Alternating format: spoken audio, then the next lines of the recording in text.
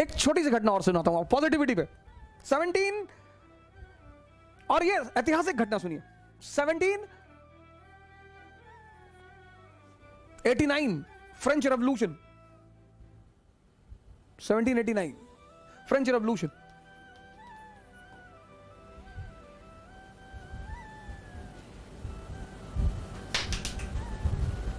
जबरदस्त जबरदस्त रेवोल्यूशन। और 1781 financial bankruptcy. Financial bankruptcy sir check करिएगा fact. 1799 French revolution, 1781 financial bankruptcy France. सोचिए सर, फाइनेंशियल बैंकरप्सी, बिना पैसे के आप घर नहीं चला सकते, राष्ट्र कैसे चलाएंगे? 1789 French revolution, political anarchy, economic anarchy. Austria declared war on France.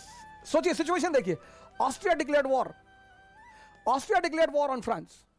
Austria ने फ्रांस पर हमला कर दिया। सिचुएशन देखिए सर, घर में आग लगी है, पड़ोसी ने हमला कर दिया। सर ये हमारे साथ भी हो सकता है सर। घर में आग लगी है सर, पैसा नहीं है, राजनीतिक अस्थिरता, लुई 16 को बंदी बना दिया गया सर।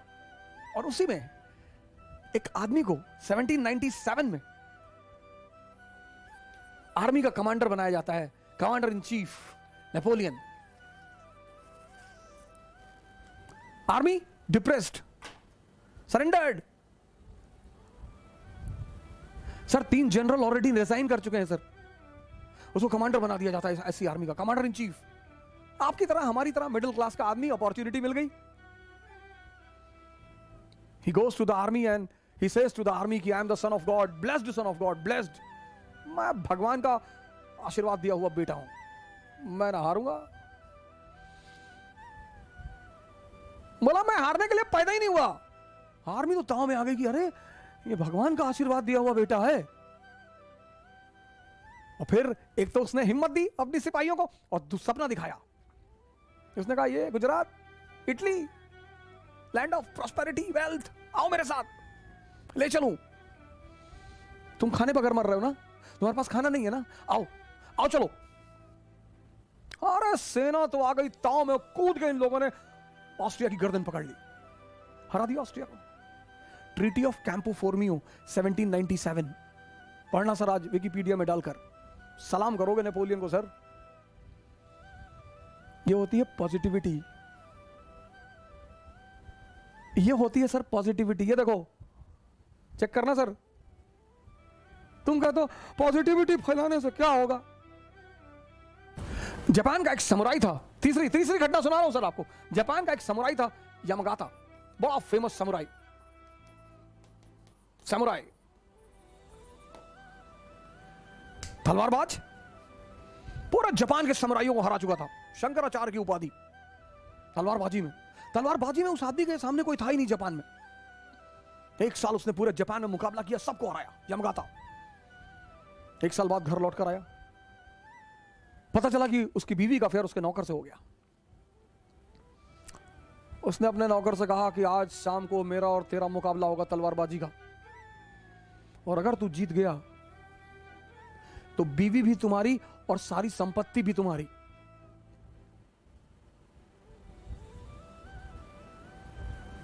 अरे उस नौकर ने कहा कि मालिक ऐसे ही मार डालिए, आप पूरे जापान के समुराई हैं, हम लड़ेंगे आपसे।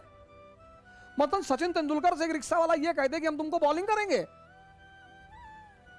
और वो भी ऐसे। शोएब अख्तर को हॉन्ट करता था वो आदमी,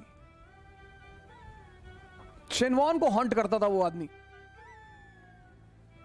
उसने कहा नहीं ऐसे नहीं, कल शाम को तलवारबाजी होगी, स्टेडियम में मिलना।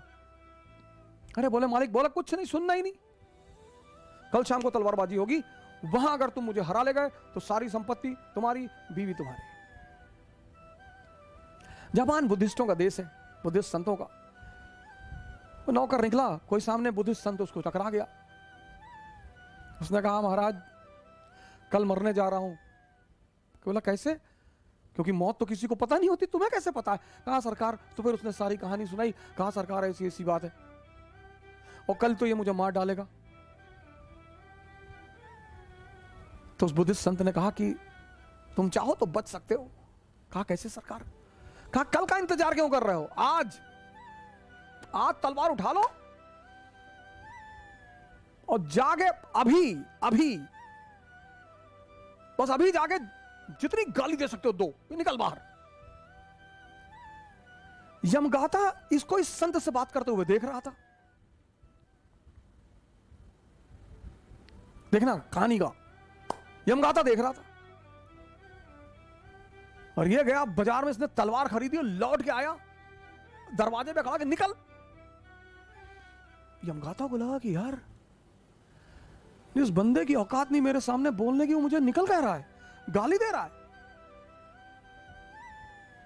शंका बैठ गई मन में। निकला तलवार लेकर बाहर, उठाई तलवार उसने। तब तक इसने घुमा के मारा एक हाथ, यमगाता के हाथ से तलवार छूट गई। यमगाता सन्यासी हो गया। डॉक्टर्स कभी किसी को कहते नहीं है कि तुम मरने जा रहे हो, कहते हैं अब दुआ करिए। कभी किसी डॉक्टर को आपने किसी से सुना नहीं होगा, क्योंकि मिरेकल जो है सर, परमात्मा, भगवान, अल्लाह, गॉड,